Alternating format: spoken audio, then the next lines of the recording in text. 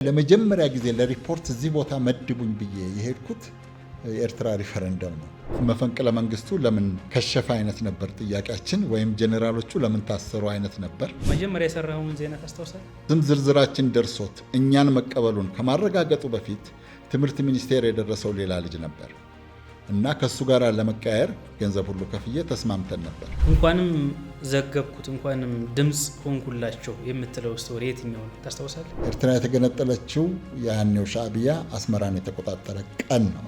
ነጋሽ ዜናዎችን በተለይ ትንታኔዎችን ስትጽፍ ግጥሞች ይመስሉኛል። እስራኤል የምትባልን ሀገር ባህር ውስጥ እንጨምራታለን ምናምን ብለው ፎከሩ። ነገር ግን ጥሩ አናሊሲስ አልነበራቸውም። የተወሰኑ ሰዎች የጋዛውንም አሁን ሰሞነኛውንም የኢራኑን ጦርነት ሃይማኖታዊ ጦርነት አድርገው ይወስዱታል። ተዋጊዎቹ ሃይማኖትንም ይጠቀማሉ፣ ፖለቲካንም ይጠቀማሉ። ለፕሮፓጋንዳ ኢን ቢሊየንስ ነው የሚወጣው። ለዚህ ሁሉ ጥንቅጡ ምክንያቱ ምንድን ነው ትላለህ?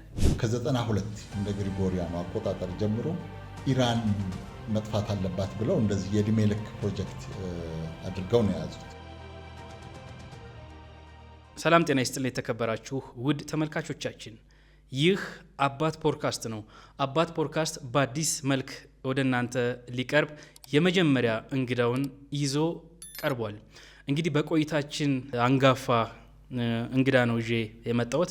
በተለይም ደግሞ በጋዜጠኝነቱ ዘርፍ ለብዙዎች አርያ የሆነ ጉምቱ ጋዜጠኛ ነው። እኔ አላስተዋውቅም፣ ራሱ ያስተዋውቃል። ጥሩ ቆይታ እንደሚኖረን ተስፋ አደርጋለሁ። አብራችሁ እንድትቆዩ ከወዲሁ እጋብዛለሁ። አባቱ መረቀ ነኝ። እንግዳችንን እንተዋወቅ። ነጋሽ መሐመድ እባላለሁ። ለዛሬው ከአባት ፖድካስት። መልካም። ጋሽ ነጋሽ ልበል ወይስ ነጋሽ ልበል? እሺ፣ እጅግ አድርጌ አመሰግናለሁ ነጋሽ። በተጣበበ ጊዜ እንግዲህ ኢንተርቪው ከኔ ጋር ቆይታ እንድታደርግ ስለፈቀድክልን በተመልካቾቼ ስም እጅግ አድርጌ አመሰግናለሁ። አንተም የማትለቅ አይነት ሰው ነህ። እኔ እንኳን ለመሸሽ ሞክሬ ነበር፣ ተከታተልከኝ። አመሰግናለሁ እኔም እዚህ ይህን እድል በማግኘቴ። መልካም። እንግዲህ ነጋሽ ለብዙዎቻችን በተለይ እኔ በግሌ ሳዳምጣቸው ካደግኩት ጋዜጠኞች መካከል በጣም ድምፀ ነጎድጓድ እንዲሁም ደግሞ በሳል ትንታኔ በመስጠት ትታወቃለህና ስላገኘው በድጋሚ እጅግ አድርጌ አመሰግናለሁ። እስኪ ትውልድህ እና እድገትህ የት ነው እንዴት ነበር የሚለውን ከዛን ጀምር እስኪ። የኔ እድገት አንድ ቦታ አይደለም። ያው እንግዲህ የተወለድኩት አንድ ቦታ ነው። አልዩ አምባ ከተማ ነው የተወለድኩት። ከአንኮበር 14 ኪሎ ሜትር የምትርቅ ከተማ ነች። ጥንታዊ ከተማ ነች። ከዛ በኋላ ምናልባት 8 ዓመት ወይ 7 ዓመት ከምናምን ሲሆነኝ ወደ ምስራቅ ሄድኩኝ። ወደ ምስራቅ ኢትዮጵያ በተለያዩ ከተሞች ሚኤሶ፣ ሙሉ፣ አዋሽ፣ ቦርደዴ እንዲህ እያልኩ ነው ያደግኩት። መለስተኛ ሁለተኛ ደረጃ 7ኛ ክፍል ስደርስ ናዝሬት፣ እንግዲህ ከዛ በኋላ ያለውን አሁን አዳማ፣ እዛ ነው እስከ 12ኛ ክፍል ድረስ የጨረስኩት። ስለዚህ እድገቴ እዚህ ቦታ ተወለድኩ። የመጀመሪያ ደረጃ ትምህርት እስከዚህ የሚባል ነገር የለም፣ በየቦታው ነው። ስዞር ነው ያደግኩት። ምን አይነት ልጅ ነበርክ? አስቸጋሪ ነበር? አስቸጋሪ አልነበርኩም። በጣም ታዛዥ፣ በተለይ ለእናቴ በጣም ፈሪ ማለት አጥፍቼም ይሁን ወይ ደግሞ ከታናናሾቼ ከእህትና ወንድሞቼ ጋር ተጣልቼ መሸሽ አልችልም ነበር። ለመገረፍ ልቀጣ እንደሆነ እያወቅኩ ስጠራ እሄድ ነበር እና የሆነ ከርፋፋ አይነት ዶሮ አሯሩጦም ለመያዝ በጣም የሚቸገር ብዙ ጨዋታ ላይ አክቲቭ ያልነበርኩ አይነት ልጅ ነበርኩ በህፃንነቴ። ስንተኛ ልጅ ነህ? እናትና አባቴ አንዳንድ ልጅ ነበራቸው ከተለያየ ባልና ሚስት። ለሁለቱ ግን እኔ መጀመሪያ ነኝ።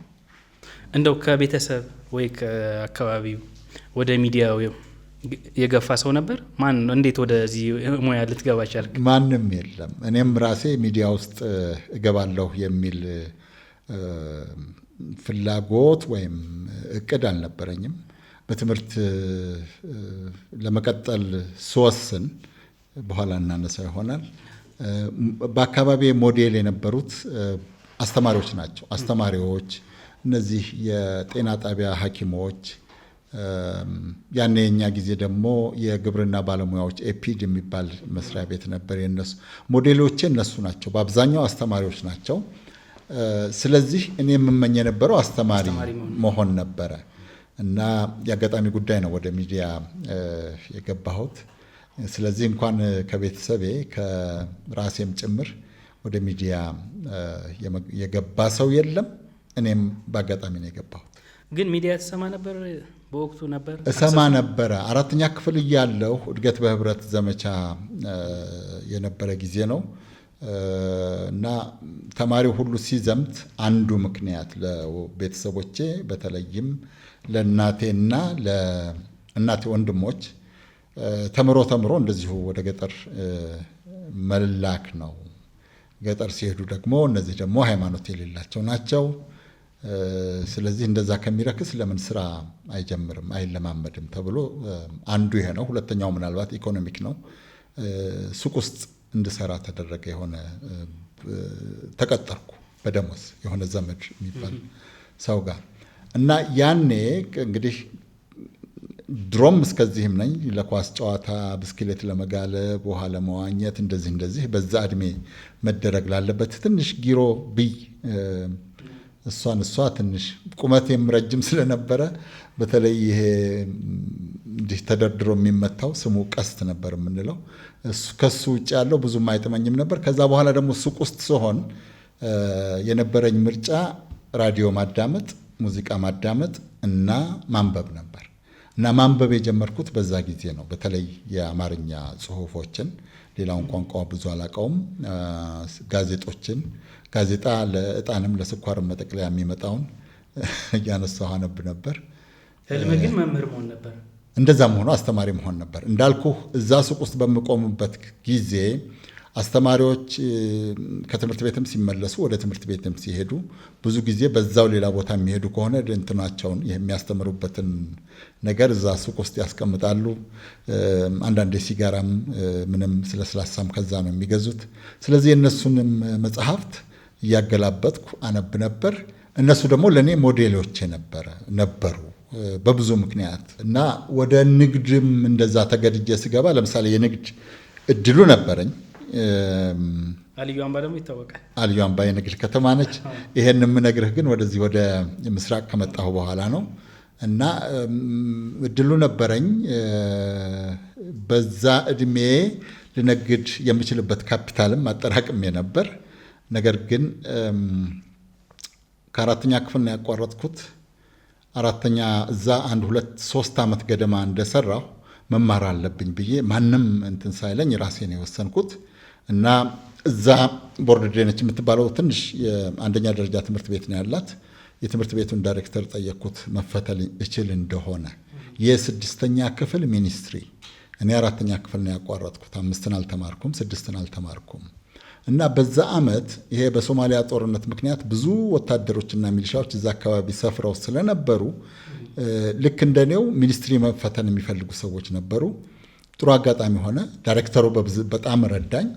ስለዚህ ከ4ኛ ክፍል የኛ ጊዜ ሚኒስትሪ ነበር 6ኛ ክፍል 6ኛ ክፍል ሚኒስትሪ ተፈትኜ ነው ወደ ትምህርት የገባሁት እንጂ የነጋዴ የመሆን እድሉ ነበረኝ። ምን ያህል ሰክሰስፉል ልሆን አልሆን ያው ጊዜ ነው የሚወስነው። ለዛ ሰዓት ግን በቂ የሚባል ካፒታል፣ በቂ ካፒታል ማለት 4ም 5ም ሺህ ብር ነው። በጣም ብዙ ብር ነው። ያ ብር ነበረ።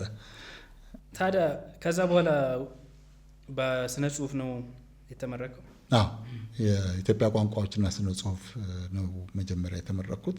ከዛ በኋላ ማንበቡ አዲስ አበባ ዩኒቨርሲቲ ነው። ማንበቡ ቀጠለ። ሃይስኩልም እያለሁ ከመጽሐፍትም ይሁን ጋዜጣ መግዣ ሁሉ ሲቸግረን አንዳንዴ ሃይስኩል ከነበሩ ጓደኞቼ ጋር በተለይ እሁድ አጋጭተንም ከሌላ ነገርም ቀንሰን እንገዛ ነበር። ያኔ አላቅም 30 ሳንቲም ነው 15 ሳንቲም በጣም ርካሽ ነበር፣ ግን ለኛ ብዙ ነበር እና እንደዛ እያልን መጽሐፍትም እየተዋስን እናነብ ነበር። የራዲዮ ክትትሌም አልተቋረጠም። በጣም አዳምጥ ነበረ ራዲዮ ብዙ ጊዜ። እስኪ ወደ 6 ኪሎ ደግሞ እንግባ። እዛ የነበረ ህይወት ምን ይመስላል? አቬሬጅ ተማሪ ነበርኩ። እንዳልኩ ትንሽ ስነ ጽሁፍ ያለበት ምናምን አካባቢ ደህና ሳልሆን አልቀርም። ከዛ ውጭ የተለየ አክቲቪቲ አልነበረኝም። መጨረሻው ዓመት ላይ ይሄ መፈንቅለ መንግስት የተሞከረበት ዓመት ነበረ 81 ግንቦት እና ያኔ ትንሽ እንቅስቃሴ ጀምረን ነበረ። አንዳንዱ ያስቃል። መፈንቅለ መንግስቱ ለምን ከሸፈ አይነት ነበር ጥያቄያችን፣ ወይም ጄኔራሎቹ ለምን ታሰሩ አይነት ነበር። ግቢ ያላችሁ? አዎ እዛው ግቢ ነበር። የተመረቅንበት ዓመት ነው እሱ። ከዛ በፊትም እንዲሁ በትናንሽ ጥያቄዎች ምግብ ንጹህ አይደለም፣ በቂ አይደለም በሚሉ እንዲሁ የነበሩ አድማዎችና ተቃውሞዎች ላይ እንደ አብዛኛው ተማሪ እሳተፍ ነበረ። ከዛ ውጭ ግን ይህን ያክል አልነበርኩም። ማንበብ ግን ያኔም አነብ ነበረ። ድብቅ የተባሉ ለምሳሌ እንደነ ኦሮማይ አይነት መጽሐፍት፣ እሱን መጽሐፉ የለም ያኔ እና በታይፕ ተመቶ በታይፕ ተተይቦ መጽሐፉ ማለት ነው። በታይፕ የተተየበውም ከጎንና ከጎኑ ብዙ ነጥቦ ብዙ ስለተነበበ ለአንድ ሌሊት ተሰጥቶን ተውሰን፣ አንድ ጓደኛችን ተውሶ አንጥቶ እሱን እዛ ለተሰበሰቡ ጓደኞቻችን 1 4 5 እንሆናለን። አብዛኛውን ክፍል እኔ ነኝ ያነበብኩት እየጮኩ። ምክንያቱም እየተዋዋስን ልናነባ አንችልም፣ አንድ ሌሊት ነው የተፈቀደልን። ስለዚህ ሁሉም ሰው እንዲያዳምጥ ልክ አሁን ራዲዮ ላይ እንደሚተረከው እየጮኩ አነብላቸው ነበረ። አብዛኛውን ክፍል መጨረሻ ላይ ማለት ሌሊቱን ቁጭ ብለን ነው የምናነበው፣ ጠዋት መመለስ ስለነበረብን መጨረሻ ላይ አንደኛው ጓደኛችን ትንሽ አገዘኝ የመጨረሻውን ቻፕተሮች። ከዛ በፊትም እንዲሁ ኦሮማይን ክልክል ነበር ያኔ። ሃይስኩልም እንደዚሁ ነበር። ሃይስኩል በራዲዮ የሚተረኩ መጽሐፎችን ቀድመን ማወቅ አለብን የሚል ቀድመን ማንበብ አለብን የሚል ነገር ስለነበረ የትንሽ ሰርክል ነበረን፣ 1 2 3 ተውሰን፣ በአብዛኛው ተውሰን፣ አልፎ አልፎ ደግሞ እየገዛን ለ3 ነን ብዙ ጊዜ የምንገናኘው፣ ለ2ቱን ያነብ ነበር። ትምህርት ቤትም ውስጥ ዝም ብሎ ጮክ ብሎ የሚነበብ ቴክስት ካለ አማርኛ ይሁን እንግሊዘኛ እንዳነብ አስተማሪዎች ያደርጉኝ ነበር። ይሄንን በኋላ ነው ያሰብኩት እና ያኔ ዝም ብሎ ማንበብ ነበር። ከወጣ በኋላ ወዴት ገባ? ማስታወቂያ ሚኒስቴር። እሺ፣ በምን ዘርፍ? በእጣ ነው ያኔ የኛ ጊዜ። አሁንም በእጣ ነው። ለአሁኑ ትውልድ ማስረዳት ግራ ይገባል። ከዩኒቨርሲቲ ትመረቃለህ። ስም ዝርዝርህ ማዕከላዊ ፕላን የሚባል አለ። ያ ማዕከላዊ ፕላን መስሪያ ቤቶች ይጠይቃሉ ምን ያህል ሰው እንደሚፈልጉ፣ ከየትኛው ዲፓርትመንት ምናምን የሚባል ነገር አለ። እሱ ይደለድላል በየመስሪያ ቤቱ ተማሪዎችን። እዛ ለመደልደል ለምሳሌ አሁን እኔ ከተመረቅኩበት ዲፓርትመንት በአብዛኛው ትምህርት ሚኒስቴር የሚሄዱ አሉ። ለሕዝብ ግንኙነት የሚፈለጉ የተለያዩ መስሪያ ቤቶች ይሄዳሉ እና እዛ ዲማንዱ ጥያቄው ከመጣባት መስሪያ ቤቶች መካከል እጣ ይወጣል። እኔ አልነበርኩም። እጣው የሚወጣው ማለት የሰመር እረፍት ላይ እያለን ነው እና እኔ ቤተሰቤ ጋር አዋሽ ነበርኩኝ። የተለመደ ነው። ከአንተ በፊት ወይ ቀጥሎ ያለው በአልፋቤት ነው እጣ የሚወጣው። ሰው ያንተን ያወጣልሃል እና አንዲት ልጅ ነች እኔን ያወጣችው። ሙሉም በቤት ትባላለች። እዛው እኛ ክፍል የነበረች ነች እና ማስታወቂያ ሚኒስቴር ደርሶሃል ተባልኩኝ። ማስታወቂያ ሚኒስቴር የተለያዩ ዲፓርትመንቶች ነበሩት። 1 4 5 ማለት ኢትዮጵያ ራዲዮ፣ ኢትዮጵያ ቴሌቪዥን፣ የዜና አገልግሎት እና ፕሬስ፣ ከዛ ደግሞ አንድ ህዝብ ግንኙነት የሚባል ነበር እና መጀመሪያ ማስታወቂያ ሚኒስቴር ትሄዳለህ። ማስታወቂያ ሚኒስቴር ከሄድን በኋላ እያንዳንዱ ክፍል እየፈተነ ኢንትራንስ የመግቢያ ፈተና ነበረው እና የመጀመሪያው ፈታኝ ራዲዮ ነበር። ለምን እንደሆነ አላቅም። እና ራዲዮ ትንሽ የድምፅ ፈተና ጋዜጣ ሰጡና አነበብን። ርዕስ ሰጡንና አንዳንድ ገጽ ነው 2 ገጽ የሆነ አርቲክል ነገር በዛ በተሰጠን ርዕስ ላይ ጻፍን። ከዛ ቀጥሎ ቴሌቪዥን ነበር። ቴሌቪዥን ተፈትነን እንደጨረስን የተወሰኑ 2 ነን ምናምን በቃ እናንተ ወደ ሌሎቹ ጋር መፈተና ያስፈልጋችሁም ተባለ። ምክንያቱም ራዲዮ ድምጻችሁ አላውቅም ኦልሬዲ ራዲዮ ተወስዳችኋል ተባለ። እኔ እንዲያውም ማስታወቂያ ሚኒስቴርም ከገባሁ በኋላ በነገራችን ላይ ማስታወቂያ ሚኒስቴር ስም ዝርዝራችን ደርሶት እኛን መቀበሉን ከማረጋገጡ በፊት ትምህርት ሚኒስቴር የደረሰው ሌላ ልጅ ነበር እና ከሱ ጋር ለመቀያየር ገንዘብ ሁሉ ከፍዬ ተስማምተን ነበር። አንተ ከሬዲዮ ለመውጣት ሬዲዮ ሳይሆን ማስታወቂያ ሚኒስቴር ነው በደፈናው። እኔ አስተማሪ ልሆን ነው እዛ ልጁ ያልነበረበት ቦታ ሄደን ስንጠይቅ ግን ልጁ ከትምህርት ሚኒስቴር አልፎ እንትን አውራጃ ክፍለ ሀገር ጭምር ስለደረሰው ስለተመደበ ከዚህ በኋላ የክፍለ ሀገሩ ጉዳይ እንጂ የትምህርት ሚኒስቴር ጉዳይ አይደለም ተብሎ ሳልቀይር ቀረሁኝ። ከማስታወቂያ ሚኒስቴርም ደግሞ የምፈልገው ፕሬስ ነበር። ትንሽ ለማንበብም ቁጭ ብሎ ለመጻፍም ይመቻል ብዬ ስለማስብ እና እንደመታደል ወይም እንዳለመታደል ሆኖ እንደመታደል ለእኛም ጭምር ኢትዮጵያ ራዲዮ ምን ይታወቃል፣ እዛም መጥፎ ላልሆን እችል ነበር። ግን አሁን ወድጀዋለሁ። እንዳልኩህ ራዲዮ ማዳመጥ ከልጅነቴ ጀምሮ ነው ያዳመጥኩት። ሳዳምጥ ነው ያደግኩት። ትረካዎች እከታተል ነበር፣ ራሴ የምተርክ ነበር። ይሄ ግን በኋላ ጋዜጠኛ እንደሆን ብዬ አይደለም፣ ለራሴ እርካታ በዛ ሰዓት የነበረው ኢንተረስቲንግሊ 9ኛ ክፍል ስንገባ ገላዲዮስ ናዝሬት አይኦማ የሚባል ነበር፣ አብዮታዊ የኢትዮጵያ ወጣቶች ማህበር የሚባል ነበር። እና ከዛ ክሊራንስ ከሌለህ የዛ የወጣቶች ማህበር አባል ካልሆንክ ሃይስኩል መግባት አትችልም። እና ያኔ የወጣት ማህበር አባል አልነበርኩም። ናዝሬት አዲስ ነኝ። ስለዚህ እዛ ያሉ ልጆች በሰው ተፈልጎ የአይኦማ አባል ሆኜ ለመመዝገብ ሲሄድ ከአንድ ጓደኛዬ ጋራ ነው የሄድኩት። እና አስተማሪ ብዬ ፎርም አለ፣ ፎርም ትሞላለህ። ወደፊት የምትሆነው ስምህ፣ አሁን ያለህበት ቦታ፣ የምትማረው ትምህርት እንዲህ የሚሞላበትና ወደፊት መሆን የምትፈልገው የሚል ነገር አለ።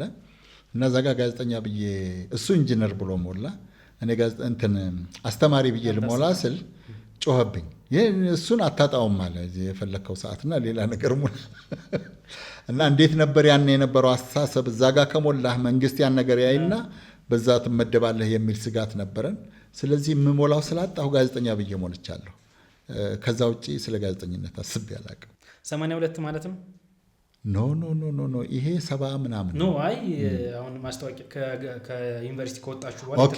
አዎ ማስታወቂያ ሚኒስቴር የገባ ነው 82 ላይ ነው። ከዛስ ወዴት? እንዳልኩ ኢትዮጵያ ራዲዮ ገባን።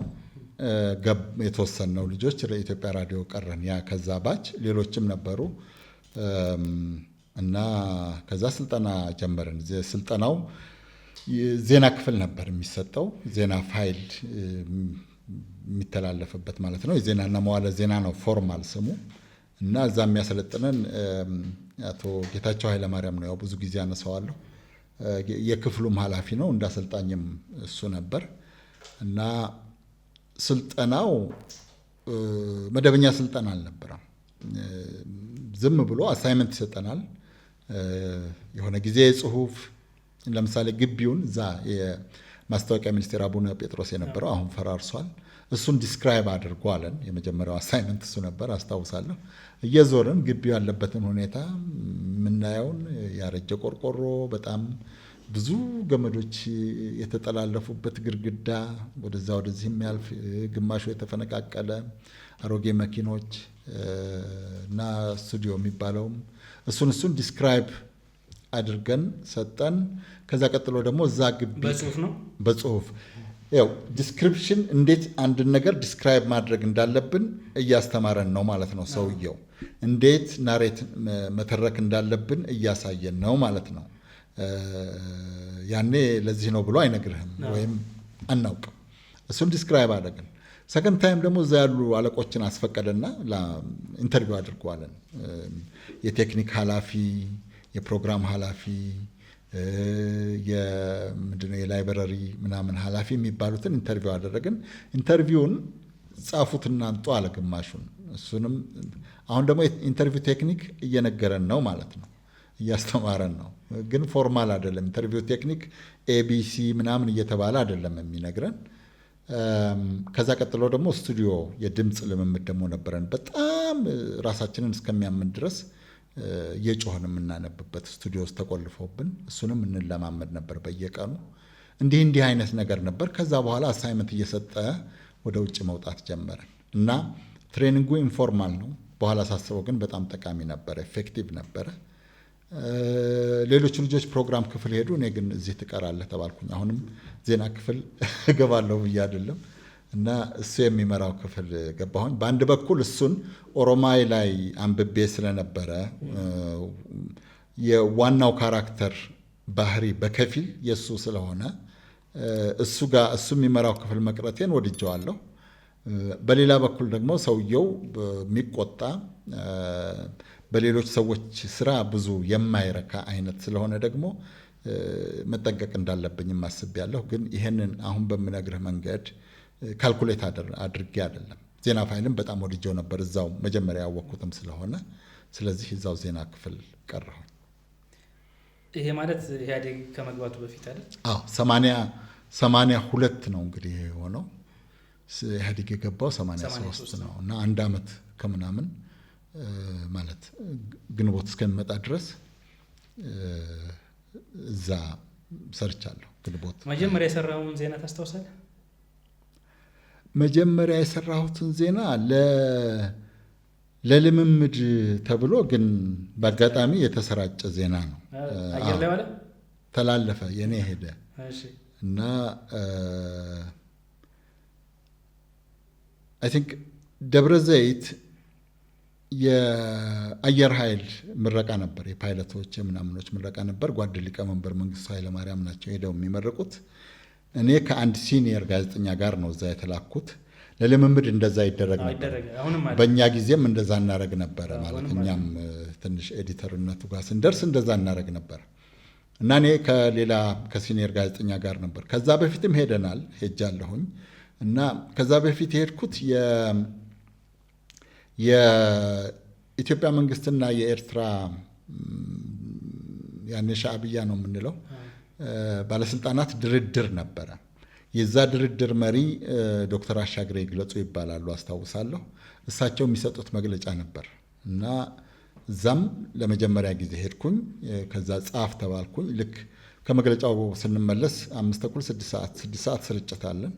ለ6 ሰዓት እንዲደርስ የ30 ደቂቃ ጊዜ ነው የተሰጠኝ እና አጭር ዜና ጽፌ ሰጠሁ እና ኖርማል ያ ዜና የሚተላለፍ አይደለም፣ ግን የሲኒየሮቹ ገና ሰፋ ያለ ፋይል እየሰሩ ስለነበር ብሬክ እንዲያደርግ ፍላሽ ኒውስ ላይ የኔ ተላለፈች።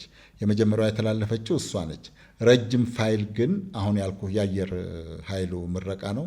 እዛም ከሲኒየር ጋዜጠኛ ጋር ነው ሄድኩት እና እኔ እዛ ድግስ ነበር ከምርቃቱ በኋላ እና ድግሱ ጋር ያው ድግስ ነው፣ ሁሉም ነገር አለ እና ምሳይን ከበላሁ በኋላ እኔ ስቶሪን መጻፍ ነው የጀመርኩት። ከዛ እዚህ ስንደርስ መሸብን። ደብረ ዘይት ነበር እና 1 ሰዓት ገደማ ሆነ አይ ቲንክ ስቱዲዮ ቢሮ ስንደርስ። ስለዚህ ያ ሲኒየሩ ጋዜጠኛዋ ሴት ነች፣ ያንን ስታዘጋጅ አልደረሰላትም። እኔ ግን እዛው ጽፌው ስለነበረ በአጋጣሚ ዜናው ትልቅ ሊቀመንበሩ የተገኙበት ትልቅ ዜና ነው። ትልቅ ዜና ስለነበረ እና ዋናው አለቃም ጋሽ ጌታቸውም እዛው ስለነበረ አየው። ከዛ በቃ ይህን ዝም ብላችሁ ልቀቁት ለ2 ሰዓት ተባለ። እኔ አላነበብኩትም። ሲኒየሯ ጋዜጠኛ የኔን ጽሁፍ ታይፕ ተደርጎ አነበበችው። እኔ ገና አየር ላይ መውጣት ነው እኛ የምንለው ማንበብ ስትጀምር። ኦኬ። እና እነዚህ ናቸው የመጀመሪያዎቹ ዜናዎች። በድምጽ ሲያነበብከውን ታስታውሳለህ? በድምጽ የጋዜጦች አምድ ነው የጀመርነው። እሱም ቢሆን የልምምዱ ፓርት ነው። የጋዜጦች አምድ ኤዲተሮቹ ሲኒየር ኤዲተሮቹ ኢትዮጵያን ሄራልድ ከሆነ ተርጉመው፣ እነ ዛሬቱና አዲስ ዘመን ከሆነ ደግሞ ኤዲት አድርገው እንድናነብ እኛ ይሰጠናል እና ታይፕ ተደርጎ እሱን ነው ያነበብኩት። መጀመሪያ በራዲዮ የተሰራጨውም እሱ ነው። የኢትዮጵያ ሬዲዮ ምን ያህል ጊዜ ቆየ? ለትምህርት ከወጣሁበት ውጪ ወደ 9 ዓመት ገደማ 8 ተኩል 9 ዓመት ያህል ቆይቻለሁ። በአጠቃላይ ግን ወደ 10 ዓመት ሳይጠጋ አይቀርም። እንዴት ነበር ቆይታ እዛ? ጥሩ ነበር። አሁን ያልኩ ክፍል በአብዛኛው በወጣቶች የተገነባ ነው። ብዙዎቹ ወጣቶች ናቸው። ወጣት ስለሆኑ አይደለም ጥሩ የሚሆነው፣ ሽማግሌ ሲሆኑ ነው ጥሩ የሚሆነው። ግን ለዛ እድሜ መግባባት ትችላለህ። ከሁሉም በላይ ብዙ አድማጭ ነበረው፣ በጣም አድማጭ ነበረው። ሌላ ተፎካካሪ ወይም ሌላ አማራጭ ስለሌለም ሊሆን ይችላል። ሶስተኛው ምክንያት አዲስ ፎርማት ነው የመጣው። አሁን 79 ነው የተጀመረው። እኔ 82 ነው እንትን ያልኩት ከ3 ዓመት በኋላ ጆይን ያደረግኩት እዛ የገባሁት እና በነዛ 3 ዓመት ውስጥ አዲስ ፎርማት ነው የተጀመረው። በፊት ዜና የ10 ደቂቃ ቡሌቲን ይሰጣል፣ ከዛ በኋላ አለቀ ነበር። ይሄ ግን 30 ደቂቃ አንዳንዴ ከዛም በላይ ድረስ ይሄዳል እና ቫራይቲዎች አሉት። የሪፖርተሮች እዛ ይሳተፋሉ።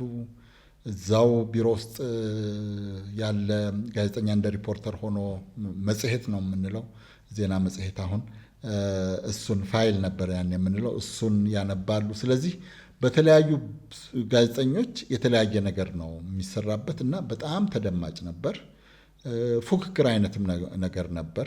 እኔ ከዛኛው የተሻለ ነገር ይዤ ቀርባለሁ የሚል ኢንፋክት ሎካል ዜና ላይ ያው ቁጥጥር ነበር የሀገር ውስጥ ሲሆን የውጭው ላይ ትንሽ ለቀቅ ያለ ነበረ። በዚህ ምክንያት ደህና ነበር። ሌላው ትወጣለህ፣ ፊልድ የምትወጣባቸው ብዙ አጋጣሚዎች አሉ። ለዛ እድሜ በጣም ጥሩ ኤክስፒሪየንስ ነው። በየአካባቢው ሄዶ ስለ ሰዎቹ ኑሮ ትረዳለህ፣ የእነሱን ኢንተረስት ታዳምጣለህ እና ደግሞ አንተ ከምትኖርበት ጋራም ታነጻጽራለህ። ወይም ኤቭሪቲንግ እዚህ ያለውን ፓርት ኦፍ ደ ሶሳይቲ እዛኛው ጋር ካለው ታወዳድራለህ። ይሄ ጥሩ አሴት ይሆናል ወደፊቱ። በዚህ ምክንያት ጥሩ ነበር። እንግዲህ መነሻን አልዩ አምባ አድርገህ ምስራቅ ሸዋን አካለህ አዲስ አበባ ገብተህ ከዛ በኋላ ወደ ቦን ጀርመን እንዴት ሄድክ? ምስራቅ ሸዋና ምዕራብ ሐረርጌ ነው መሰለኝ አሁን ወደዚህ ሁለቱንም ጨምርበት። ወደ ጀርመን ለሶስተኛ ጊዜ ነው 1993 ላይ በግሪጎሪያኑ እንግዲህ 8 ቀንስበት ወደ 85 ገደማ ማለት ነው 85-84 ሄጄ ነበር ለአጭር ጊዜ ከአንድ ሌላ ባልደረባዬ ጋር ተጋብዘን ነው። ይሄን ነው የላከን ኢትዮጵያ ራዲዮ ነው፣ መመዘኛውን አላውቅም። እና ቱር ነበር ያኔ በየሚዲያው። እነሱም ያኔ ከምስራቅና ምዕራብ የተዋሃዱበት ጊዜ ስለነበረ ማሳየት ይፈልጉ ነበር አንድነታቸውን። እንዴት እንደሆነ እንደዛ ዩኒፋይድ ሆነው እንዴት ሊቀጥሉም እንደሚችሉ ያው ኢንፋክት የምስራቅና የምዕራቡን ልዩነትም እዛው ታያለህ። እና ኤፍኤም ራዲዮ የሚባል ያኔ ገና መጀመሩ ነበር እነሱ ጋር እና መጀመሩ ስለነበረ እንደ አዲስ ነገር ነው የሚያሳዩን። ስቱዲዮ የሚወስዱናል፣ ምን ይሉናል። እና እኔ የእነሱን ብሮሸሮችም ኤፍኤም ምንድን ነው ምናምን የሚባልም ነገር እንዲሁ እየጠያየኩ ያንን ወረቀቱን ደግሞ ብሮሸሩን እየሰበስብ ነበር። 1 ወራት ሞላ የሚያች ጊዜ ደርሰን መጣን።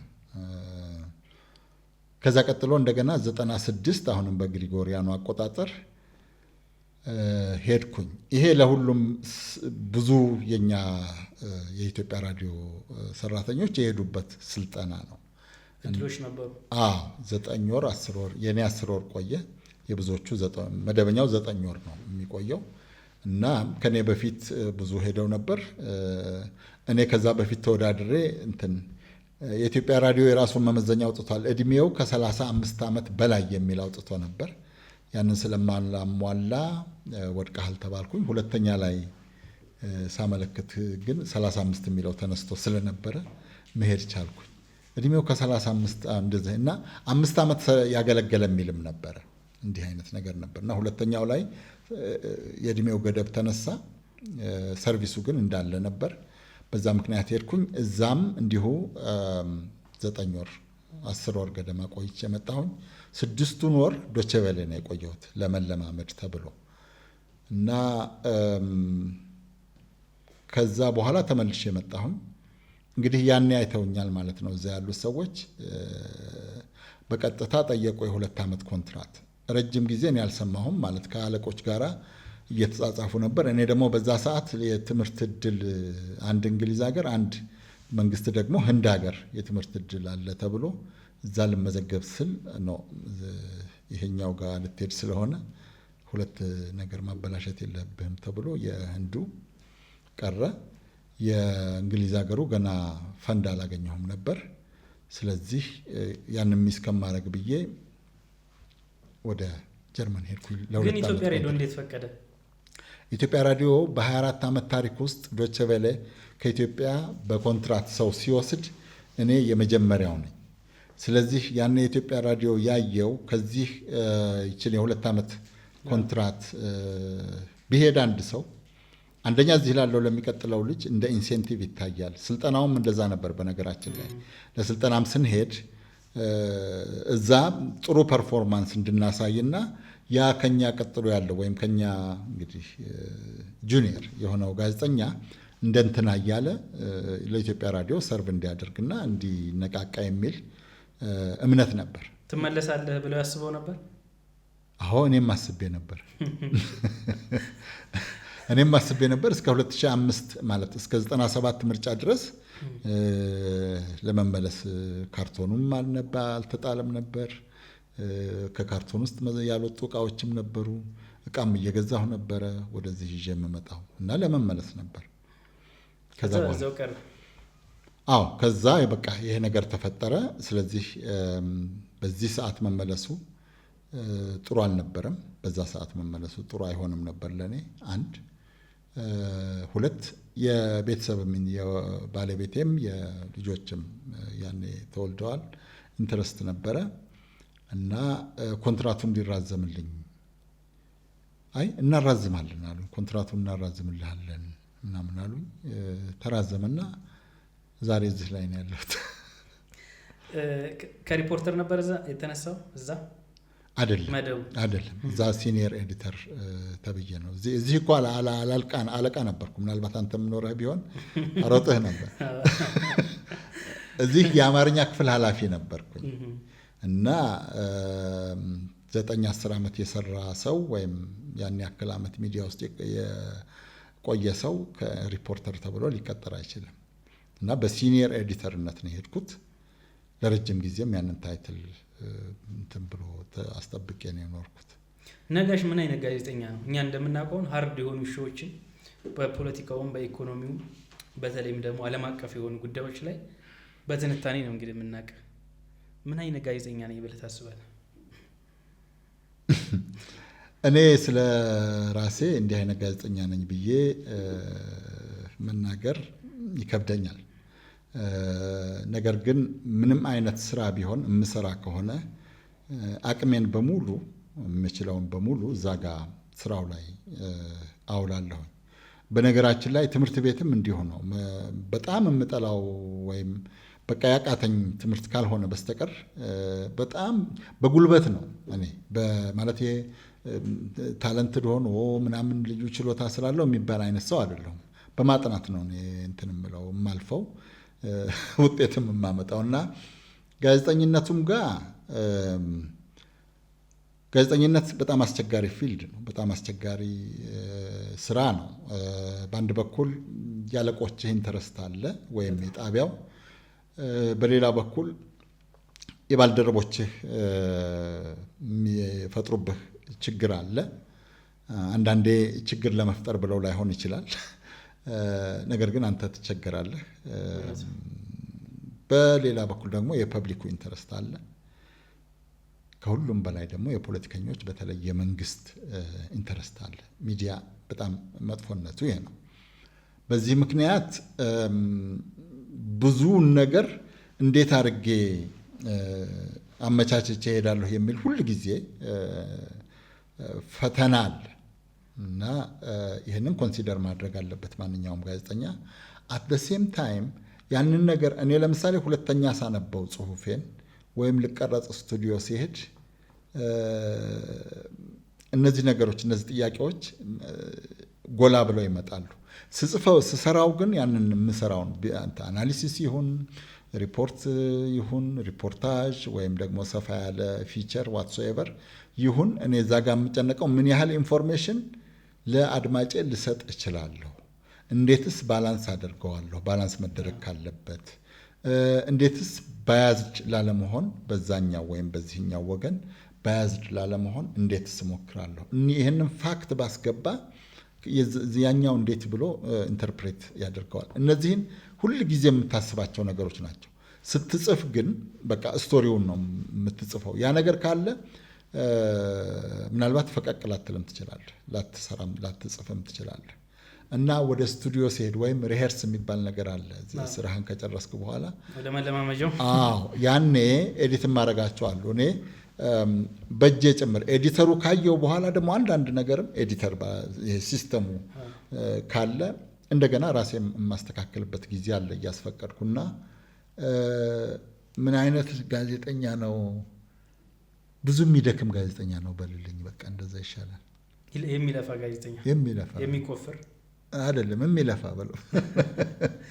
ግን ይሄን ያህል ጊዜ ስትኖር አሁን በፖለቲካ በተለይ ሃርድ የሆኑ ጉዳዮች ላይ ስትሰራ ተስፋ የመቁረጥ ነገር አላጋጠመም?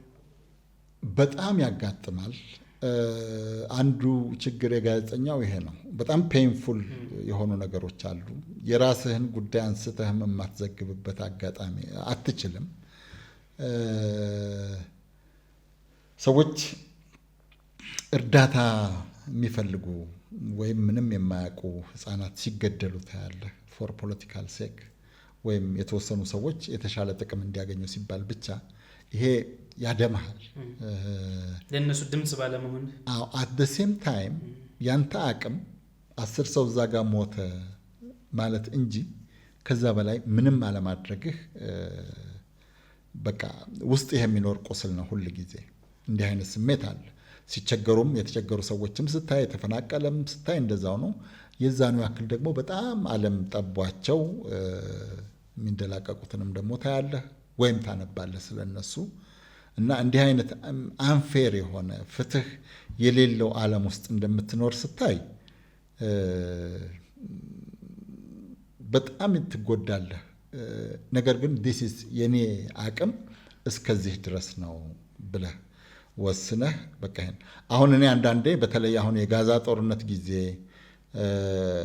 ይሄ አደጋ ደረሰ በሚባል ጊዜ ማታ ማታ የቴሌቪዥን እንትን ማየት አቆሜ ነበር። ቴሌቪዥን ዜና ፊልሞች ቪዲዮ ምናምኑን ላለማየት ነው። ከዛ በኋላ እንቅልፍ ያስቸግረኛል ስለምቸገር እና ያን ያክል ፔንፉል የሆነ ያን ያክል የሚያቆስል ነገር ውስጥ ትገባለህ። እንደገና ደግሞ ጋዜጠኛ ስትሆን ኢንተርፕሬት ታደርጋለህ። ደወይ ሰው እንዴት ሪፖርት እንዳደረገው ትተረጉማለህ እና ያንን ጣቢያ ትታዘባለህ፣ የኛውን ትታዘባለህ። እንዲህ አይነት ችግር አለ። በነገራችን ላይ እኔ እዚህ ኢትዮጵያ ያለን በጣም የምንጓጓላቸው አንዳንዴ በውሰት 4-5 ወር የቆዩ መጽሔቶች አግኝተን ተሻምተን የምናነባቸው ነበሩ። እንደ በቃ ለጋዜጠኝነት እንደ ምሳሌ የምንወስዳቸው ጥሩ ጥሩ ኢንፎርሜሽን ያላቸው 2003 እንደ ግሪጎሪያኑ አቆጣጠር ጦርነት ማለት አይቻልም፣ ግን ዩናይትድ ስቴትስ እና ብሪታንያ የሚመሩት ኃይል ኢራቅን ሲወር ስለዛ የተጻፈውን ነገር ሳነብ እዛ እንደሄድኩ እዚህ የምንጓጓላቸውን መጽሔቶች እዛ እንደሄድኩ አሁን የመግዛት አቅም አለኝ፣ ደሞዜ ጥሩ ነው፣ መጽሔቶችም አሉ። ሰብስክራይብ አድርጌ ነበር ሁለቱንም በአንዴ፣ አንዱ አልበቃ ብሎኝ እና 2003 ላይ ግን ያንን አንፌር የሆነ ነገር ሳይ ድርጊቱን አይደለም እነዚህ የዘገቡበትን መንገድ ሳይ መጀመሪያ አንዱን አቆምኩኝ። የምዕራባውያን ሚዲያዎች መጽሔቶቹ። ከዛ ቀጥሎ ሌላኛውንም መጽሔት አቆምኩት። ከዛ በኋላ አንድ ቴሌቪዥንም ጣቢያ እንዲሁ መከታተል አቆምኩኝ። ስለዛ ሪፖርት እንዴት ሪፖርት እንደሚያደርጉ ታያለህ ብዬ የለ እንዴት ታዝቤ አቆምኩኝ። አሁን መጽሔቶችንም ይሁን ያንን ጣቢያ ወይ ኤርፖርት ወረፋ እንትን እስከምበር ድረስ ሌላ ጣቢያ ማየት ካልቻልኩ ወይም ሌላ ጋዜጣ፣ ሌላ መጽሔት፣ ሌላ ጋዜጣ ከሌለኝ አነብ ይሆናል እንጂ እንደ ድሮ ፈልጌ አላነብም። ስለዚህ ጋዜጠኛ ስትሆን ከራስህ ከጋዜጠኝነቱ ጋርም ጭምር ነው ልትጣላ የምትችለውና አስቸጋሪ ነገር ነው። ከዚህ አንጻር እንደው የምትሰራበት ተቋም ሚዛናዊ ነው ብለህ ታስባለህ? ስለምሰራበት ተቋም እኔ አስተያየት የመስጠት ኃላፊነትም የለብኝም፣ አስተያየትም አልሰጥም። ነገር ግን እንደ አብዛኛው የምዕራባውያን ሚዲያ ከዛ ውጭ ሊሆን አይችልም። ቅድም አንስተልኝ ነበረ ፔንፉል የሆኑ ስቶሪዎችን ሳይ ምቾት አይሰማኝም ብለህ ነበርና ምናልባት በአካል እዛው ቦታው ድረስ ሄደህ በጣም ውስጥን የነካህ ሪፖርት? ብዙ ነገር የለም እዚህ። እንደ አጋጣሚ ጦርነት ምናምን ባለበት ቦታ አልሄድኩም።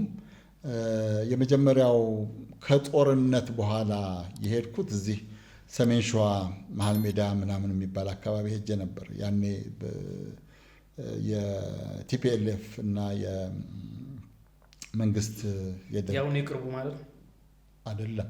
ቲፒኤልኤፍ ማለት ህወሀት ማለት ነው። ኢህአዲግ እንበለው።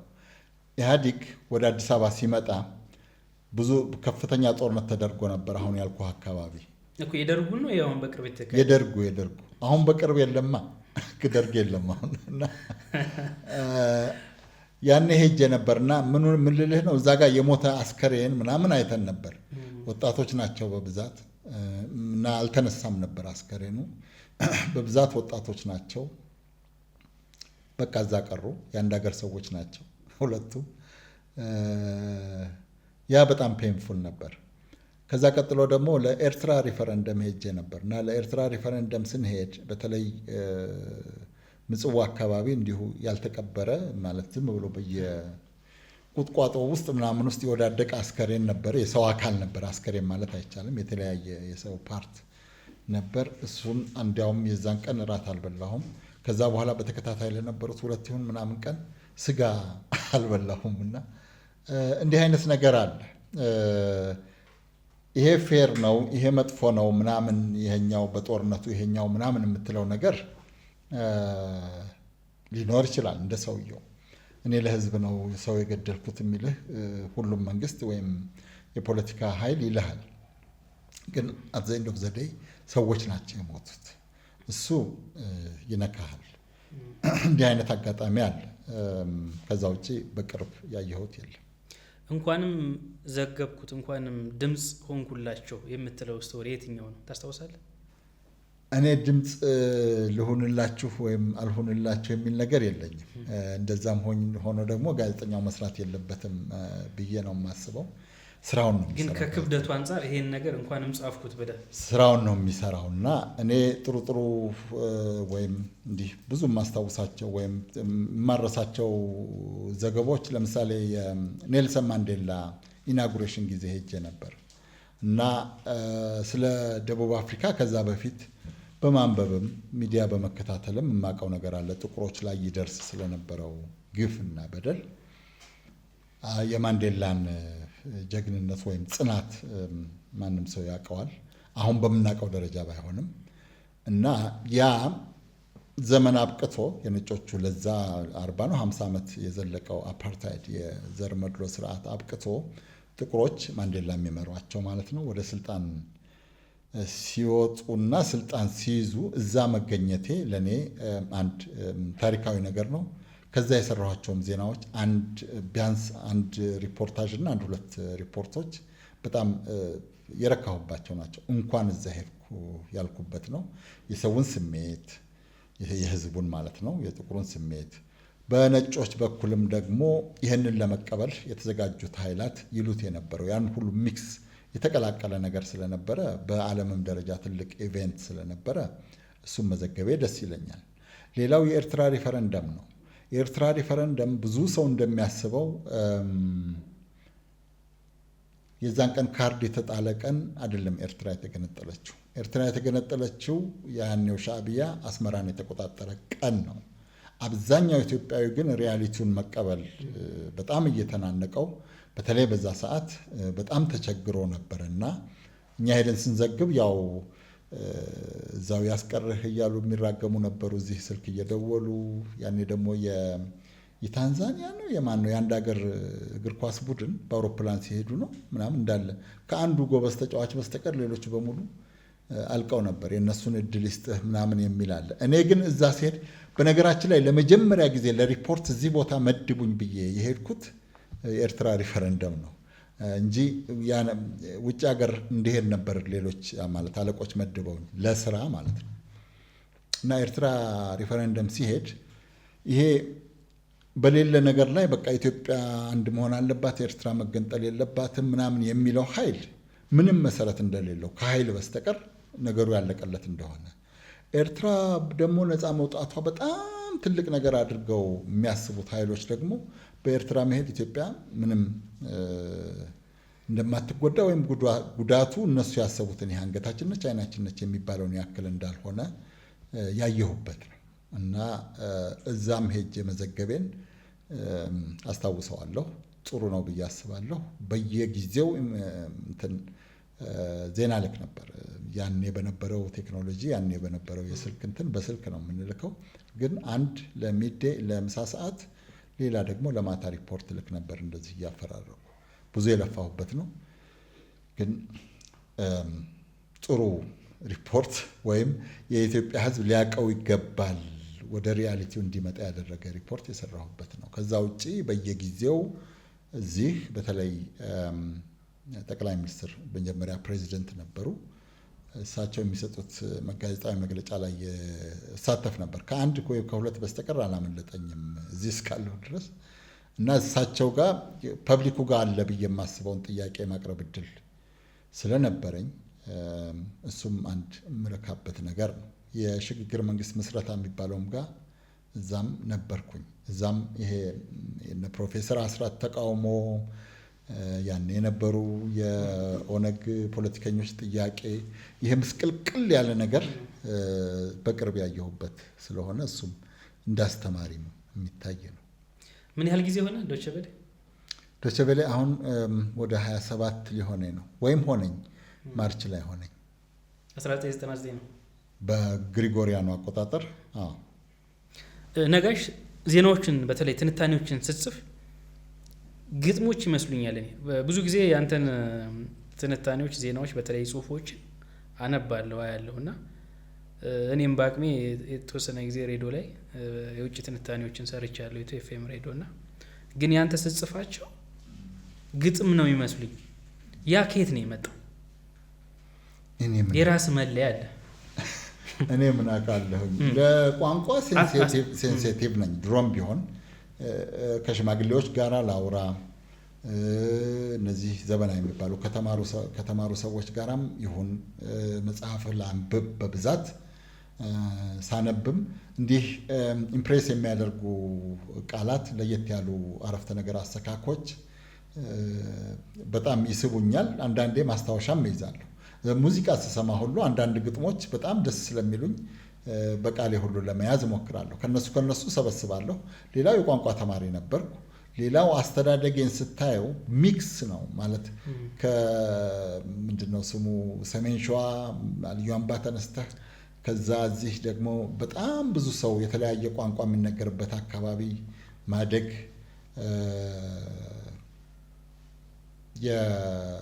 የአረብኛ ቃላትን በተወሰነ ደረጃ ማወቅ ሌላም ቋንቋዎች እንደ ኦሮምኛ እንደ ትግርኛ አይነቶችን ብዙ አውቃለሁ ማለት አይደለም። ግን እነሱ አይ ቲንክ ሳይጠቅሙ አይቀሩም ለእንዲህ አይነት። ሌላው ስጽፈው ወይም ሳስበው ያንን ነገር ለመጻፍ ስዘጋጅ ትንሽ እያማጥኩ ነው ማለት ትንሽ የተሻለ ያንን ነገር ዲስክራይብ እንዲገልጽልኝ። አሁን በዚህ ምክንያት አንዳንድ ሰዎች በጣም ጠጣር ቃላት ትጠቀማለህ ለዕለት ከዕለት ዜና በመሰረቱ በዕለት ከዕለት ቋንቋ ነው መገለጽ ያለበት። እኔ እሞክራለሁ ወደ ዕለት ከዕለቱ ለማውረድ በተለይ ዜና ሲሆን፣ አናሊሲስ ሲሆን፣ ፊቸር ሲሆን ግን የእንትኑ ባህሪም የትንታኔው ባህሪም ያንን እንድጠቀም የሚያስገድድ ምሳሌ አነጋገሮችንም ትጠቀማለህ አልፎ አልፎ ይሆናል። እኔ ከማረሳው ደም ጠጥቶ ደም የሚጠማው ምድር ብለህ የጻፍከው ስለ መካከለኛው ምስራቅ ብዙ ጊዜ እንደዛ የተወሰነ በልልን። አሁንም ደም እየጠጣ ስለሆነ እኔ አሁን እንደዚህ ዜና እንደማነበው ማንበብ አለ። እስኪ እንስማ። ምን ልበል ማለት እኔ ሄድላይን ልስጥህ። እሺ የኢራንና የአሜሪካ ድርድር አልተሳካም። በጦርነቱ አሉትና እንደገና ወደ ጠረጴዛ ዙሪያ ተመለሱ። እንዳለመታደል ሆኖ እሱም አልተሳካም። ሁለቱ ኃይላት አንዱ ሌላውን ለማሸነፍ ነበር። አንደኛው ራሱን ለማቆየት ወይም ለሰርቫይቫል፣ ሌላኛው ደግሞ ይሄኛውን ለማጥፋት ነበር። ነገሮች ተገለባበጡ። እጅግ ጋር እያመሰግናለሁ ነጋሽ። መካከለኛው ምስራቅ ብዙ ጊዜ አንተም ዜና የምሰራበት ኤሪያ ነው እና እንደው ለዚህ ሁሉ ጥንቅጡ ምክንያቱ ምንድን ነው ትላለህ?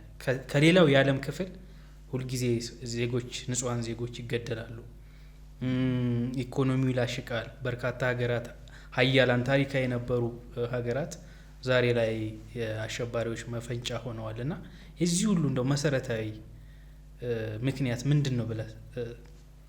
መሰረታዊ ምክንያት ካፒታሊዝም ገንዘብ ነው። እዛ አካባቢ ብዙ ሀብት አለ። ብዙ ሀብት ያለበትን አካባቢ የሚቆጣጠሩት ደግሞ የቤተሰብ ነገስታት ወይም በጉልበት ስልጣን የያዙ ኃይላት ናቸው። ካፒታሊዝም በተለይ በሁለተኛው የዓለም ጦርነት እንዳበቃ 1940ዎቹ ሁለተኛ አጋማሽ ላይ እንግሊዞች ያንን አካባቢ ለቀው ሊወጡ ሲሆን ያ ሁሉ ሀብት የሚቆጣጠረው ሊያጣ ሆነ። ስለዚህ እስራኤሎች በኋላ እስራኤል የሆነችው ሀገር የይሁዲዎች ግፍ አለ የተፈጸመባቸው። አሜሪካኖች በእንግሊዞች እግር እየተተኩ ነበረ ከጦርነቱ በፊትም ቀደም ብሎ ከሁለተኛ ዓለም ጦርነት በፊትም እና በኋላ ግን ያው እንግሊዞችን ተክተው ሙሉ በሙሉ መቆጣጠር ሲፈልጉ የአይሁዶች ላይ የተሰራው ግፍ እንደ ምክንያት ሆኖ ይሄ ፓርቴሽን ፓለስቲኒያን ይባል የነበረው ግዛት ወይም ፍልስጤም ይባል የነበረው ግዛት ለሁለት ተገምሶ በአንደኛው እኩሌታ አሁን እስራኤል ብለን የምናውቃት ሀገር፣ በሌላኛው ደግሞ ፍልስጤሞች መንግስት እንዲመሰርቱ ነበር ለዩኤን ያቀረቡት ሀሳብ። ብዙ አከራክሮ ብዙ አሟግቶ ነበረ። ግን በአሜሪካኖች ጫና አንዳንድ ሀገሮችን ለምሳሌ ይህን አንቀበልም ያሉ ሀገሮችን ልክ አሁን ማዕቀብ እንደሚባለው ያኔ ከጦርነት የሚያገግሙበት ገንዘብ አንሰጣቸውም በማለት በማስፈራራት አጸደቁት በጠቅላላ ጉባኤው። እዛ ጋር ህግ መሆን ነበረበት። ይሄ ያ እንግዲህ ጠቅላላ ጉባኤው አጸደቀ ተብሎ እንደ ህግ መታየት ነበረበት። ስለዚህ ሁለቱም በየራሳቸው ወሰን ላይ መንግስት መስርተው መቀጠል ነበረባቸው። መጀመሪያ አረቦቹ ውድቅ ያደረጉት ይህን ውሳኔ እና ያቺ እስራኤል የምትባልን ሀገር ባህር ውስጥ እንጨምራታለን ምናምን ብለው ፎከሩ። ነገር ግን ጥሩ አናሊሲስ አልነበራቸውም። ከጀርባ ያለው ከአሜሪካ ጋር እንደሚዋጉ ዘግይተው ነው ያወቁት ወይም አላወቁት። ስለዚህ አንደኛ እዛ አካባቢ ያለው በተለይ ይሄ በአብዛኛው ወይም ሁሉም የአረብ ሀገራት ውስጥ ያሉት ገዢዎች ስልጣናቸው እንዳይነካ ገንዘቡንም ምኑንም ለአሜሪካኖች እየከፈሉ እየሰጡ መኖርን ነው የሚፈልጉት። አት ዘ ሴም ታይም ይሄ አገሩ የተወሰደበት ፍልስጤም ደግሞ ነፃነት እያለ ይፈልጋል። ፍልስጤም ነፃ ሀገር ከሆነ ደግሞ እስራኤል አሁን የያዘችውን ሀገር ግዛት መልቀቅ ይኖርባታል። ይሄ እንዲሆን ደግሞ አሜሪካኖች ከሁሉም በላይ አሜሪካኖች አይፈልጉም እና ፕሮፌሰር መስፍን አንድ መጽሐፋቸው ላይ አሜሪካኖች they are trying to do the impossible things ነው እንደዚህ ብለው ጽፈዋል። ኢምፕሬስ የሚያደርገኝ ነው እና የነሱ ሎጂክ የአሜሪካኖቹ ሎጂክ እንደ ኮምፒውተር ሳይንቲስቱ ነው ብለው ይገልጹታል። እና የኮምፒውተር ሳይንቲስቱ ቫይረስ ይለቅብህና ቫይረስ ማጥፊያ ደግሞ ከሱም ልትገዛው አንቲቫይረስ ደግሞ ይሄ ያለኝ ብሎ ያቀርብልሃል የሚል ቆይቷል ከጻፉት። በጣም የተስማማኛ አባባል ነው እና አሁን ፍልስጤምና እስራኤልን ለማደራደር ወይም እስራኤልና አረቦችን ለማደራደር አሜሪካ ነች። ከአሜሪካ ውጭ ያሉትን እነሱም አይቀበሉም። መጀመሪያ ነገር እሷ አርቃቸዋለች እኛ ከሌለንበት ብለው አት ዘ ሴም ታይም ደግሞ ለእስራኤል እንደ ሁለተኛ ሀገር አንዳንዴ እንዲያውም ከዛም ጠንከር ብሎ ሁሉንም አይነት ድጋፍ እየደገፍክም ሽማግሌ ልትሆን አትችልም፣ አስታራቂ ልትሆን አትችልም። ይሄ ነው። ሌላ አሁን የተወሳሰበ ነው፣ ከሃይማኖት ጋር የሚያያዝ ነው፣ ከምናምን ጋር የሚባል ነገር አለ። ምንም ግንኙነት የለውም። በቃ መስመርህ ላይ ወሰንህን አክብረህ አንተም በግዛትህ ኑር የሚል ኃይል ነው የጠፋው። ግን ያ ኃይል ካለ ግን አካባቢው ይረጋጋል። አካባቢው ከተረጋጋ ህዝብ ኮሽን ማድረግ ይጀምራል፣ መጠየቅ ይጀምራል። ገዢዎቻችን ይህን ሁሉ ነዳጅ እየዛቁ እነሱ 4-5 አውሮፕላን እያቀያየሩ እኔ ለምንድን ነው ግመል የምነዳው የሚል ጥያቄ ሊያመጣ ይችላል። ወይም ለምንድን ነው አንድ መኪና። ስለዚህ እዛ ዲሞክራቲክ የሆነ መንግስት በ10 ዓመት ይሁን በ100 ዓመት ሊመሰረት ይችላል። ያ ከተመሰረተ ያንን ሀብት ምዕራቦች ወይም በተለይ አሜሪካኖች እንደፈለጉ ሊዝቁ አይችሉም። አሁን ኢራን ጋር የምናየውም የዚህ ማኒፌስት የዚህ መገለጫ ነው። ሁሉም ምክንያት ነው ባንልም መገለጫው እሱ ነው። ከኢራን ጋር የመጣው የተወሰኑ ሰዎች የጋዛውንም አሁን ሰሞነኛውንም የኢራኑን ጦርነት ሃይማኖታዊ ጦርነት አድርገው ይወስዱታል። ምን ትላለህ ለእነሱ? ተዋጊዎቹ ሃይማኖትንም ይጠቀማሉ፣ ፖለቲካንም ይጠቀማሉ። ለፕሮፓጋንዳ ኢን ቢሊየንስ ነው የሚወጣው ፕሮፓጋንዳ ሃይማኖታዊ ነው ለማሰኘት። ባይ ዘ ዌይ እዚህ ሀገር ግጭት ሊቀሰቀስ ይችላል እዛ ያለው እንዳይነካ እና ይሄ ፕሮፓጋንዳ ይሄ ሁሉ ገንዘብ የሚሰራው ነገር ቀላል አይደለም። ፊልም ይሰራበታል፣ ሙዚቃ ይሰራበታል፣ ዋትሶኤቨር። ሃይማኖታዊ ግን አይደለም። ሃይማኖት ሽፋን ተሰጥቶት ነው እንጂ የሁዲና ክርስቲያን ተስማምቶ መኖር ከቻለ የሁዲና እስላም ተስማምቶ የማይኖርበት ምንድን ነው ምክንያቱ? እንዲያውም እኔ የእስልምና ሃይማኖት ተከታይ ነኝ። ሁለቱን ሊያግባባ የሚችለው ይሄኛው ሃይማኖት ነው። አንደኛው በክርስቶስ አያምንም፣ እስላም በክርስቶስ ያምናል። አንደኛው በዳዊት አያምንም፣ እስልምና በዛ ያምናል። እና እንዲያውም ሶስቱ ሃይማኖቶች ከሚጣሉበት ይልቅ የሚቀራረቡበት ነበር ሃይማኖት ቢሆን ምክንያቱ። ሃይማኖት እንዲሆን ግን በጣም ብዙ ተደክሞበታል፣ ብዙ ተሰርቶበታል። ሰሞነኛው የኢራን አሜሪካ ጦርነት አሁን ትንሽ በተኩስ አቁም ቢሆን ላፍታ እንግዲህ ዓለም እፎይ ብላለች እና እንደው ፍጻሜው ምን ሊሆን ይችላል ብለህ ተተነበያለህ? እንደው ያሉ ነገሮች ሁለቱም አሁን የጎበዝ መውጫ እየፈለጉ ነው። ዩናይትድ ስቴትስ በተደጋጋሚ እንደተባለው በተለይ ትራምፕ ከዚህ በፊት እንደምናውቃቸው የአሜሪካ መሪዎች ኮንግረስ ጋር ሄዶ ወይም የቅርብ ሰዎቹን አማክሮ የነሱን ምናልባት ሊመጣ የሚችል ኮንሲኩዌንስ እሱን አጥንቶ ምናምን አይደለም ጦርነቱ ጋር የገባበት። ብዙዎች እንደሚሉት አሁንም ሳነብ ነበር አንዴ ኒውዮርክ ታይምስ ኔታንያሁ ትራምፕን ገፋፋውና ጦርነቱ ውስጥ ገባ ነው ኢራንን ለማጥፋት። ኔታንያሁ የእስራኤል ጠቅላይ ሚኒስትር ናቸው። ከ92 እንደ ግሪጎሪያኑ አቆጣጠር ጀምሮ ኢራን መጥፋት አለባት ብለው እንደዚህ የእድሜ ልክ ፕሮጀክት አድርገው ነው የያዙት። ስለዚህ በዛ ምክንያት ጦርነት ውስጥ ገቡ ነው የሚባለው። አጭር ቀላል ይመስሏቸው ነበር። ምክንያቱም በብዙ ዓለም የምናውቀው ጭንቅላቱን ስትቆርጠው ሌላው አካል ይበታተናል። ኢራኖች ግን ከመጀመሪያው ጀምሮ ይህን ነገር በየአካባቢያቸው ከኢራቅ እዛው አጠገባቸው ከአፍጋኒስታን ስላዩ በኋላ ከነ ሊቢያ ከነ ምናምንም ስላዩ መዋቅራቸውን በታትነውታል። ስለዚህ መሪዎቹ እነ አያቱላህ አሊ ኻሜኔይ ሲገደሉ እና ከሱ ጋር ያሁሉ ጀነራሎች ሲገደሉ ተተኪም ነበር ሌላው ነበረ እና ቀጠለ። በዛ ላይ የውጊያ ታክቲክና ዝግጅታቸው ቀላል አልነበረም። እነዚህ ምናልባት የነዚህ ኢንተለጀንስ በጣም ብዙ ሰላይ እንዳለ ብዙ መረጃ እንዳላቸው ነበር የሚነገረው። ግን አይ ቲንክ ኢንተለጀንሳቸውም የአሜሪካና የእስራኤሎች ፌል አድርጓል እና አንድ ታክቲክ አንድ ስትራቴጂ ይዘው ነው የሄዱት። ሰዎቹን ገደሉ። ከዛ በኋላ የሚበተን ነገር ጠፋ። ጦርነቱ ቀጠለ። ኪሳራ ሆነ። ከነሱ በላይ ኪሳራ ሆነ። ሌላው ትልቁ ችግር የኢራኖች የጦር ሚሳኤል እነሱ የሚያስቡት አሜሪካና እስራኤል ናቸው የደበደቡ። ስለዚህ አሜሪካና እስራኤልን በተለይ አሜሪካንን አያገኙም እናሸንፋለን ነበር። ግን ኢራኖች ያደረጉት የአሜሪካ ጦር የሰፈረበትና ከእስራኤል ጋር የሚተባበሩ የአረብ ሀገሮችን በሙሉ ነው የመቱት። ባይ ዘ ዌይ የሆርሙዝ ሰርጥን ለአንድ ሳምንት ለምናምን ያክል ጦርነቱ እንደተጀመረ አልዘጉም ነበር። በኋላ ነው የዘጉት። ለምን? እዛ አካባቢ ያሉ እነዚህ ቱጃሮቹ የአረብ ሀገራት አጌንስት ኢራን በዚህ ደረጃ ይነሳሉ ብለው ስላላሰቡ ነው። ማንም ይሄንን አያቀርብልህም። ግን የነሱ ሚሳኤል እነዚህ ሀገሮችን እና ድሮን ሚሳኤል እና ድሮን እነዚህ ሀገር ላይ የሰፈሩ የአሜሪካ ወታደሮችን እና ወይም ከአሜሪካ ጋር የሚተባበሩ ሀገሮችን መምታት ጀመሩ። ያኔ የአሜሪካና የእስራኤል ፕሮፓጋንዲስቶች ኢራን የሰው ሶቨሪን ሉዓላዊት የሆኑ ሀገሮችን ጎረቤቶቿን ወረረች ብለው ማውገዝ ጀመሩ። አውሮፓዎችን ማውገዝ ጀመሩ። መሪዎቿ የተገደሉባት ግን ኢራን ነች። ሉዓላዊ የሆነች ሀገር የተወረረችው ግን ኢራን ነች። ኢራን ያለው አስተዳደር አክራሪ ይሁን አረመኔ ይሁን አሸባሪ ይሁን የኔ ችግር አይደለም።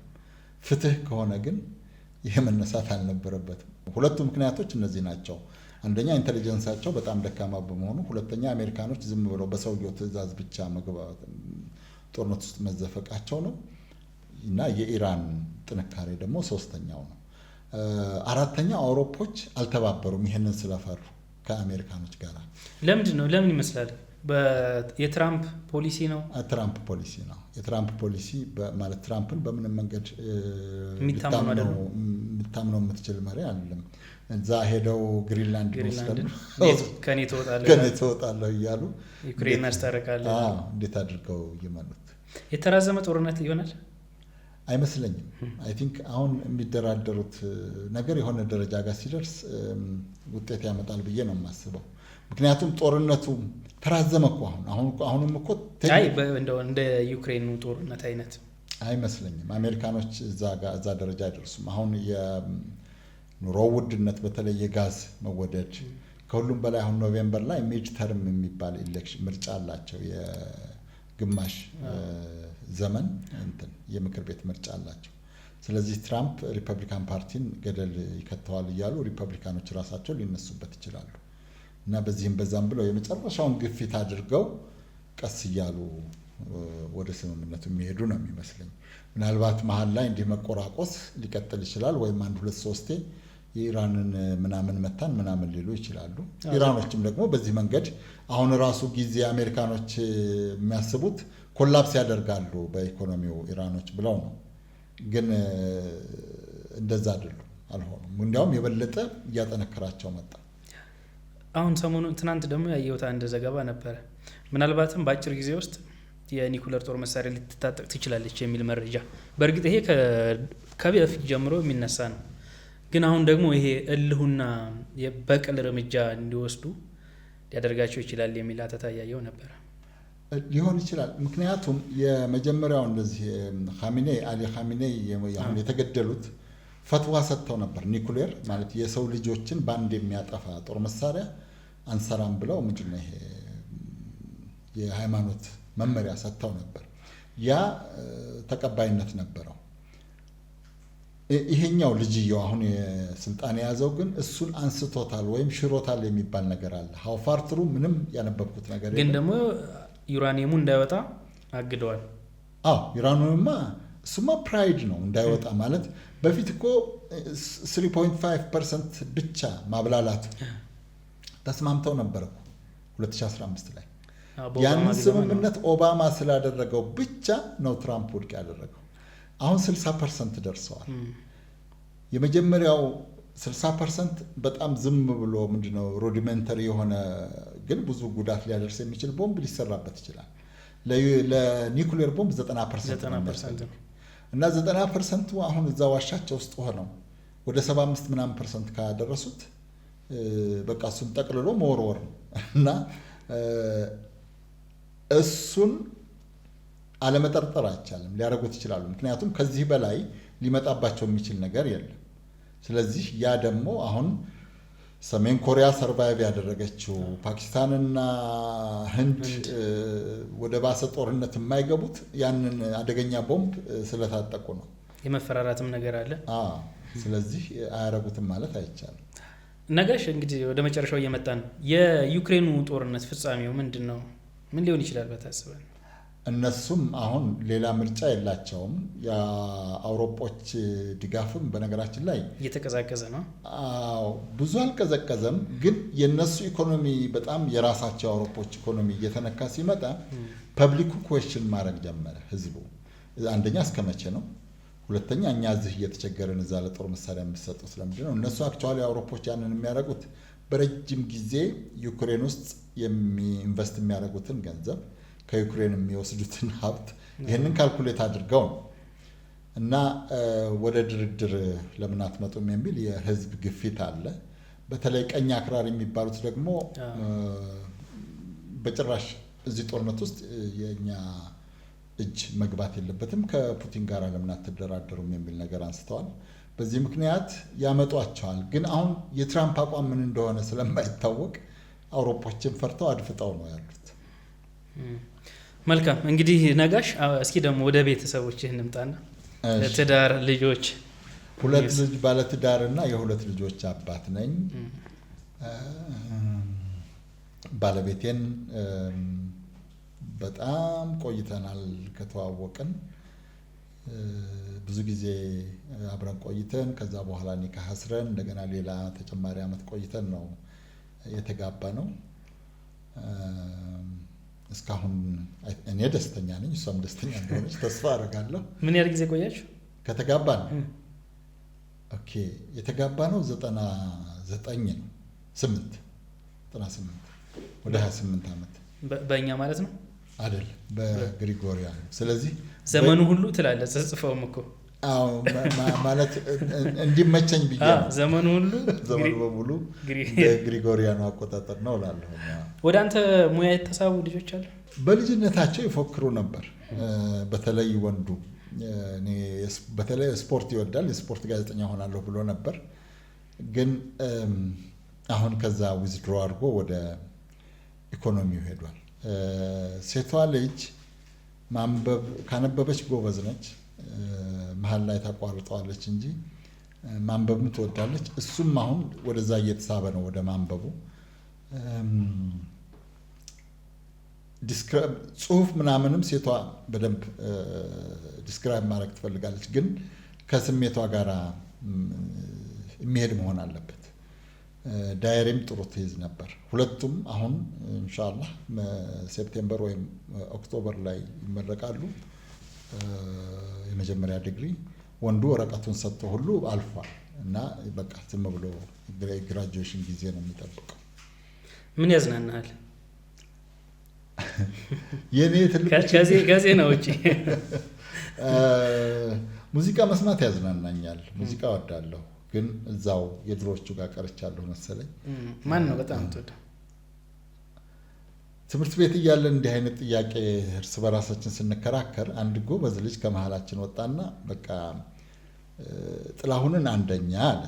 ከዛ ቀጥሎ ሌሎቹ ከፈለጋችሁ ሁለተኛ አድርጓቸው ከፈለጋችሁ እና አንድ ሌላ ልጅ ደግሞ ምን አለኝ፣ በቃ ጥላሁንን ምንድነው